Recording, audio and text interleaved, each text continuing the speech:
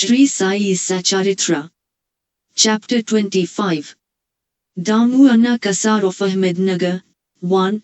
Speculations. 2. Amra Leela. Preliminary. We begin this chapter with a bow with all our 8 limbs to Sai Baba, who is an ocean of mercy, the God incarnate, who is Parabrahman and the great Yogeshwara, Lord of Yoga. Victory be unto Sai Baba, who is the crest jewel of the saints, who is the home of all auspicious things, who is our Atma Ram, dear self, and who is the able refuge of the devotees. We prostrate ourselves before him, who has attained the aim and end of life. Sai Baba is always full of mercy. What is wanted on our part is wholehearted devotion to him.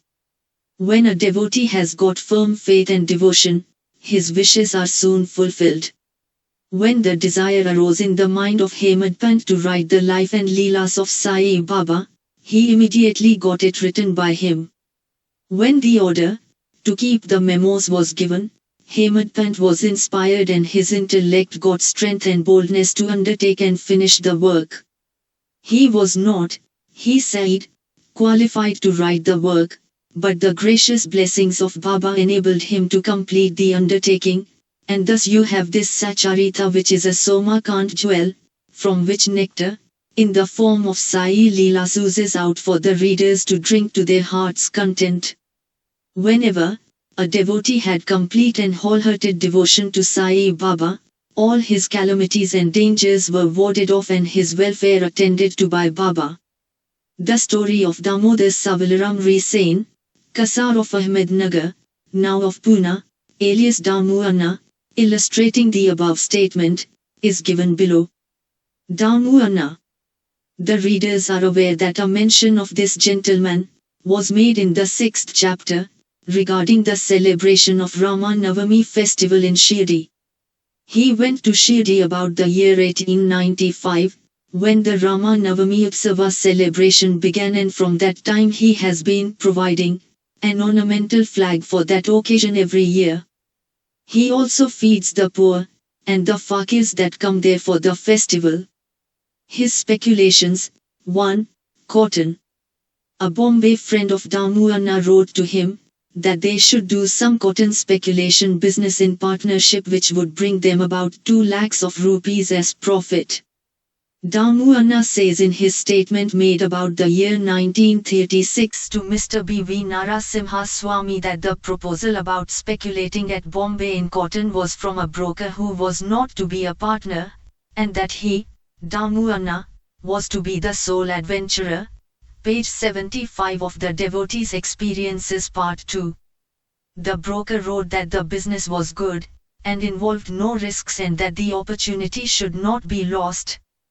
Damu Anna was oscillating in his mind. He could not at once determine to venture in the speculation. He thought about this, and as he was a devotee of Baba, he wrote a detailed letter to Shama giving all the facts and requested him to consult Baba and take his advice in the matter.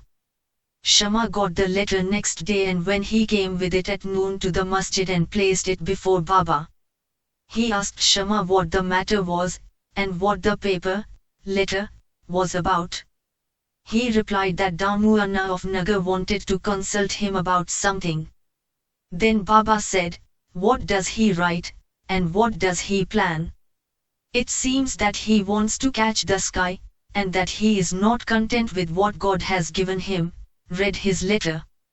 Shama then said, "The letter contains what you have just said now. Oh, Deva, you sit here calm and composed and agitate the devotees, and when they get restless, you draw them here, some in person and others through letters. If you know the contents of the letter, why do you then press me to read it?" Baba said, "Oh Shama, read it please. I speak at random, and who believes me?" Then Shama read the letter, and Baba heard it attentively and said feelingly, "The Shet, Damu Anna, has gone mad. Write to him in reply that nothing is wanting in his house. Let him be content with the half loaf of bread he has now, and let him not bother himself about lakhs. Shama sent the reply which Damu Anna was anxiously waiting for. Reading it, he found that all his hopes and prospects about lakhs of rupees as profit were dashed to the ground. He thought that he had done a mistake in consulting Baba. But as Shama had hinted in the reply that there was always much difference in seeing and hearing, and that, therefore, he should come to Shirdi personally and see Baba.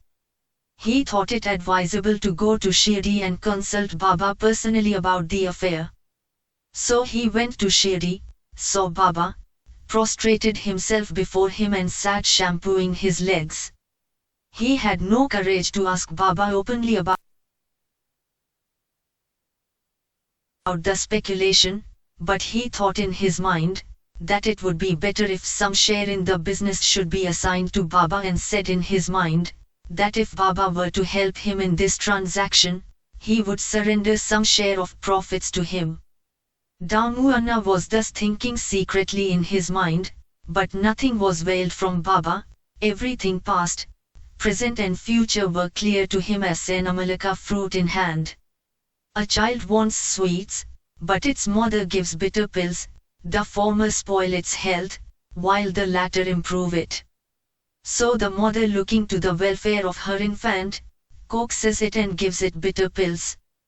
Baba, kind mother as he was, knew the present and future prospects of his devotees, and therefore, reading Damu Anna's mind, he openly spoke to him, Bapu, I do not want to be entangled in any such worldly things, sharing profits. Seeing Baba's disapproval, Damu Anna dropped the enterprise. 2. Grain dealing. Then he thought of trading in grain, rice, wheat and other groceries. Baba read also this thought and said to him, you will be buying at 5 seers and selling at 7 seers a rupee. So this business was also given up. The rise in the prices of grains was kept up for some time, and Baba's prophecy seemed to be falsified, but in a month or two there was abundant rain everywhere and the prices suddenly fell down, and, therefore, those who stored grains suffered a severe loss. Damu Anna was saved from this fate. Needless to say that the cotton speculation which was conducted by the broker with the help of another merchant also collapsed with a severe loss to the adventurers. After seeing that Baba had saved him from 2 severe losses in cotton and grain speculations, Damu Anna's faith in Baba grew strong, and he remained a true devotee of Baba till his passing away and even now. Amra Leela. Mango Miracle. Once a parcel of about 300 good mangoes was received at Shirdi. It was sent from Goa by one, Mamlatdar named Ral to Sai Baba in the name of Shama. When it was opened, all the mangoes were found to be in a good condition. They were given in Shama's charge and only 4 were retained and placed in the Kolamba pot by Baba. He said that, these 4 fruits are for Damu Anna, let them lie there. This Damu Anna had 3 wives. According to his statement mentioned above, he had not 3 but 2 wives only. He had no issue, children.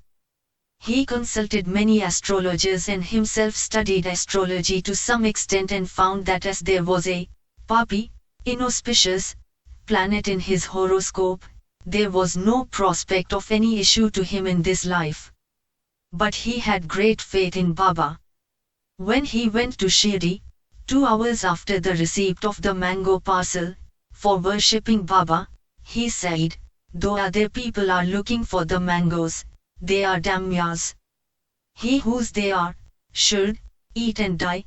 Damu Anna on hearing these words was first shocked, but on Mahalsapati, a prominent Shirdi devotee, explaining to him that death meant the death of the little self or egos, and to have it at Baba's feet was a blessing, he said that he would accept the fruits and eat them. But Baba said to him, do not eat yourself, but give them to your junior wife. This Amralila, mango miracle of 4 mangoes, will give her 4 sons and 4 daughters. This was done and ultimately in due course it was found Baba's words turned out true and not those of the astrologers. Baba's speech established its efficacy or greatness while he was living in the flesh, but wonder of wonders, it did the same even after his passing away. Baba said, "Believe me, though I pass away, my bones in my tomb will give you hope and confidence. Not only myself but my tomb would be speaking, moving and communicating with those who would surrender themselves wholeheartedly to me. Do not be anxious that I would be absent from you. You will hear my bones speaking and discussing your welfare. But remember me always, believe in me heart and soul, and then you will be most benefited." Prayer.